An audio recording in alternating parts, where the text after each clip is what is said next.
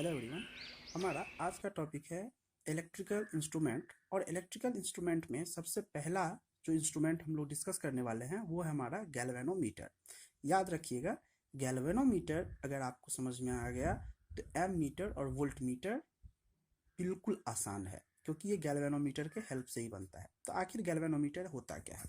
तो गैल्वेनोमीटर को पढ़ने से पहले एक चीज़ समझते हैं कि इंस्ट्रूमेंट को दो भागों में कैटेगराइज किया गया मेनली। वैसे बहुत सारा होता है, थर्मोडायनामिक टाइप भी होता है, बहुत तरह का होता है, लेकिन जो मेनली डिस्कस करना है वो है एक है पीएमएमसी टाइप, यानी कि परमानेंट मैग्नेट मूविंग क्वाइल, जिसमें परमानेंट मैग्नेट हो और मूविंग कौन हो, क्वाइल हो। और दूसरा है पीएमएमआई टाइप, यानी कि परमानेंट मैग्नेट मूविंग आयरन, यानी कि मैग्नेट क्या हो, परमानेंट हो लेकिन मूविंग कौन सा हो, आयरन हो। उसके बाद बहुत तरह का होता है। हम लोग को जहाँ पे यहाँ पे जो काम है वो है परमानेंट मैग्नेट मूविंग क्वाइल, यानी कि पीएमएमसी। किस तरह का instrument? PMMC, permanent magnet moving coil. अब देखते हैं इसमें होता क्या। इसका नाम देखिए क्या कह रहा है, परमानेंट मैग्नेट, यानी कि मैग्नेट क्या रहेगा, परमानेंट रहेगा, फिक्स रहेगा। मूविंग क्वाइल, मूव कौन करेगा, क्वाइल मूव करेगा। कैसे मूव करेगा वो देखते हैं। The galvanometer is the device used for detecting the presence of small current. वह डिवाइस जो यूज किया जाता है किसको डिटेक्ट करने के लिए, स्मॉल करंट के प्रेजेंस को, एंड वोल्टेज और for measuring there magnitude. Current हो या वोल्टेज हो या उसके मैग्नीट्यूड को मेजर करने के लिए हम लोग किसका यूज करते हैं, गैल्वेनोमीटर का यूज करते हैं। अब इसका प्रिंसिपल कैसे काम करता है, और स्टेट का एक्सपेरिमेंट हम 10th क्लास में भी पढ़ चुके हैं, फिर से हमको 12th में भी पढ़ना है। उन्होंने क्या कहा, और स्टेट ने कहा कि जब किसी कंडक्टर में यानी कि किसी भी वायर में हम इलेक्ट्रिक करंट फ्लो करवाएंगे, तो जब इलेक्ट्रिक करंट फ्लो करेगा तो उस वायर के चारों तरफ एक मैग्नेटिक फील्ड बिल्डअप होगा। क्या बिल्डअप होगा, एक मैग्नेटिक फील्ड बिल्डअप होगा। तो ये मैग्नेटिक फील्ड बिल्डअप अगर होगा, यानी कि एक मैग्नेट हमको नॉन परमानेंट या आप कह सकते हैं टेम्पररी एक मैग्नेट हमको मिल गया, और इसी के प्रिंसिपल पे काम करता है हमारा गैल्वेनोमीटर। तो देखते हैं। The potentiometer is based on the premises that the current flowing through any conductor produces magnetic field। अब देखते हैं कि इसका वर्किंग क्या होता है, कैसे काम करता है। इसके डायग्राम को पहले हम समझते हैं। जैसा कि डायग्राम में हम लोग देख रहे हैं, यहाँ पे क्या है, ये और ये पोर्शन क्या है, फिक्स्ड पोर्शन होता है। मतलब ये एक तरह से किसी फ्रेम पे टाइट किया हुआ पोर्शन है। ये और ये नॉर्थ पोल और साउथ पोल है, किस मैग्नेट का, परमानेंट मैग्नेट का। परमानेंट मैग्नेट का नॉर्थ पोल और साउथ पोल। इसे हम कहते हैं पाइवोट। क्या कहते हैं, पाइवोट। इसका काम होता है, ये नुकीला पोर्शन, जैसे पेन का नुकीला पोर्शन है, क्या करेगा, इजीली मूव कर सकता है। अगर इस साइड से हम रखते हैं तो ये क्या करता है, इजीली मूव नहीं कर पाता। यहाँ पे एक स्प्रिंग लगा होता है जो फॉस्फोर ब्रॉन्ज का बना रहता है। फॉस्फोर ब्रॉन्ज का स्प्रिंग लगाने का रीजन होता है कि ये जल्दी ढीला ना हो जाए। और ये दोनों इंड्स, ये कार्बन ब्रश, इसको हम कहते हैं, यहाँ पे जो फिक्स किया हुआ है, ये किससे फिक्स किया हुआ है, कार्बन ब्रश। ये कार्बन का होता है, और यहाँ पे भी ये कार्बन का होता है। ये यहाँ से हम फिक्स कर लेते हैं और टर्मिनल से बाहर निकाल लेते हैं। ये हमारा होता है पॉजिटिव टर्मिनल और ये हमारा होता है इंस्ट्रूमेंट का निगेटिव टर्मिनल। अब समझिए इसमें हुआ क्या। जब यहाँ से करंट फ्लो करना स्टार्ट किया, ये करंट फ्लो करना स्टार्ट किया, कॉइल में गया। कॉइल में करंट जाने के बाद कोई भी कंडक्टर, हमने क्या कहा, कोई भी कंडक्टर, और स्टेट ने कहा कि अगर किसी कंडक्टर से आप करंट पास करवाओगे तो अपने सराउंडिंग में क्या करेगा, मैग्नेटिक फील्ड फॉर्म करेगा। तो ये कॉइल ने क्या किया, अपने सराउंडिंग में मैग्नेटिक फील्ड फॉर्म करना स्टार्ट किया। अब इस मैग्नेटिक फील्ड के कारण, जो पहले से ऑलरेडी मैग्नेटिक फील्ड है नॉर्थ पोल और साउथ पोल के बीच में, क्या होगा, एक फोर्स काम करना स्टार्ट करेगा दोनों के बीच में, दोनों मैग्नेटिक फील्ड के बीच में। भले ही वो फोर्स ऑफ अट्रैक्शन हो या फोर्स ऑफ रिपल्सन हो। अगर इस फोर्स ऑफ अट्रैक्शन और फोर्स ऑफ रिपल्सन में ये दोनों नॉर्थ पोल और साउथ पोल परमानेंट है, यानी कि फिक्स्ड किया हुआ है, तो मूव करने का ऑप्शन किसके पास बचा, ये जो फ्रीली सस्पेंडेड कॉइल है हमारा, इसी के पास, क्योंकि ये तो लटक रहा है बीच में।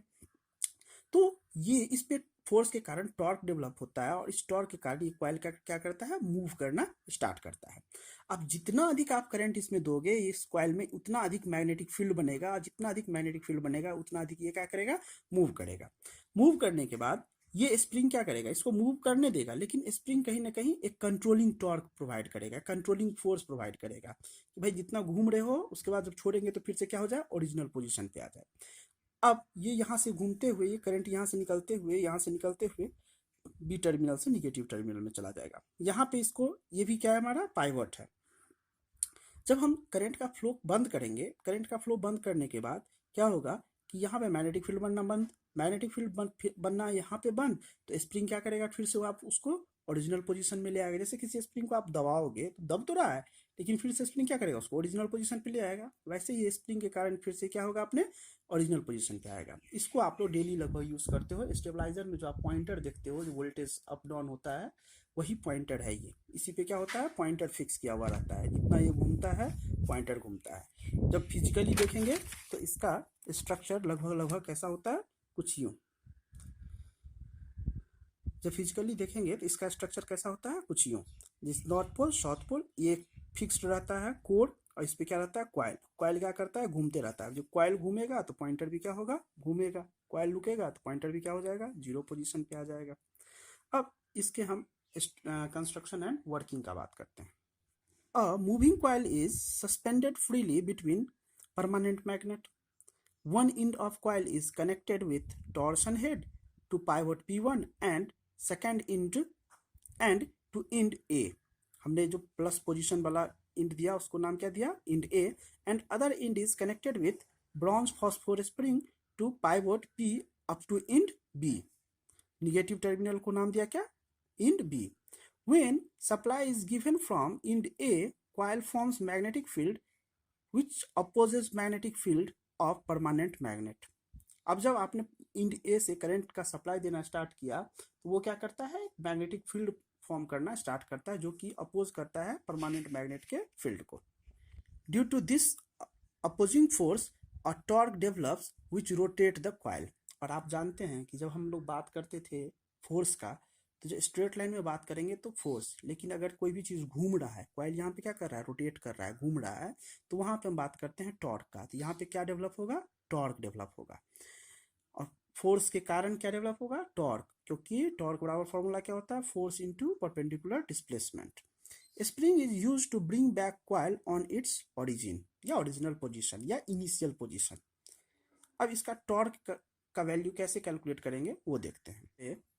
हम लोग मानते हैं कि n नंबर ऑफ टर्न्स दिया हुआ है कॉइल का, b क्या है हमारा, मैग्नेटिक फ्लक्स है, मैग्नेटिक फ्लक्स डेंसिटी है, I क्या है, करंट थ्रू द कॉइल है, k क्या है, स्प्रिंग कांस्टेंट है, और थीटा क्या है, डिफ्लेक्शन ऑफ स्प्रिंग है। यहाँ l क्या है, लेंथ ऑफ कॉइल, और एक d लेते हैं, क्या लेते हैं हम, d लेते हैं, जिसे हम कहते हैं width of coil, width of coil, number of turns के कारण जो विड्थ फॉर्म होता है। तो टॉर्क बराबर क्या होता है, फोर्स इंटू परपेंडिकुलर डिस्प्लेसमेंट, और फोर्स बराबर हम लोग यहाँ पे यूज करेंगे NBIL, N for number of turns, B for magnetic flux density, I for current, और L फॉर लेंथ। और कहीं कहीं हम लेंथ के जगह पे यहाँ पे एरिया भी यूज करते हैं, यानी कि लेंथ इंटू D। अब वर्टिकल एक्सिस पे टॉर्क का वैल्यू अगर हम बात करें, फोर्स के जगह पे क्या रहेंगे, NBIL, और परपेंडिकुलर डिस्प्लेसमेंट की जगह पे कितना लेंगे, साइन थीटा। थीटा क्या है हमारा, एंगल ऑफ डिफ्लेक्शन।